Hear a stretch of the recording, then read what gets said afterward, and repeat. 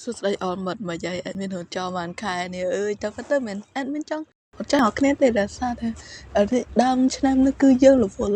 ទាំងអស់គ្នាអញ្ចឹងហើយយើងកុំខឹងអីណាឥឡូវយើងមកមើលរឿងរបស់យើងទាំងអស់គ្នាមករឿងចាប់ដើមមកដំបូងគឺជាអ៊ីរបស់អេដមីនហ្នឹងតែខ្ចីបន្ទប់តែគេប្រើ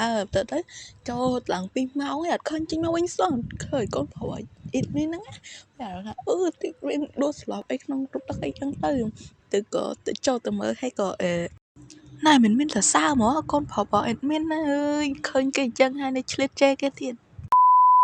តមកដល់ភេទថ្មីរបស់យើងហ្នឹងគឺកូនស្រីរបស់យើងកំពុងតែល្អូថាមិនបានមេរៀនច្រើនម៉េចហើយពិបាកទៀតហើយក៏សុំឲ្យគេមកជួយបង្រៀនអីចឹងណាហើយកូនប្រុសរបស់យើងហ្នឹងគឺ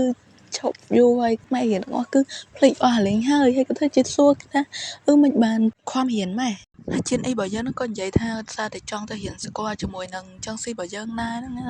ថាមិនទេបើស្រឡាញ់គេហើយទៅតែខំរៀនទៅដើម្បីបាននៅចិត្តគេណោះហើយអ្នកនរគ្នាហ្នឹងក៏ចឹងដែរបើថាស្រឡាញ់គេអីចូលទៅចិត្តគេតិចទៅកុំតែស្ងាត់ម្នាក់ឯងដើម្បីចឹងទៅវាគ្មានឯងជោគជ័យទេ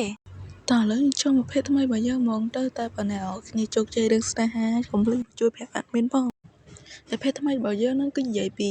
ជានអ៊ីរបស់យើងហ្នឹងមកហៅឡើងចង់បែកផ្ទះហើយអត់ចង់ងើបទេហើយតែពេលងើបហើយដេកទៅវិញទៀតទៅសើហ្មង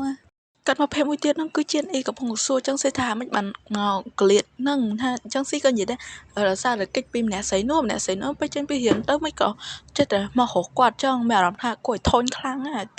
ហើយទៅពេលគេមកដើរមកទៅចឹងស៊ីបើយើងឡើងភ័យហើយនាំទៅជាអ៊ីយើងភ័យដែរហើយទៅក៏ឲ្យគេមកគ្រប់ខ្លួនហើយហើយម្នាក់ឲ្យគេមើលគ្រប់មកដល់ភេទថ្មីណាឥឡូវគេចាប់ផ្ដើមចេះប្រច័ណ្ឌតិចហើយថាម្នាក់ស្រីនឹងទៀតហើយមិនបានតោងបងគេស្អិតម៉ែ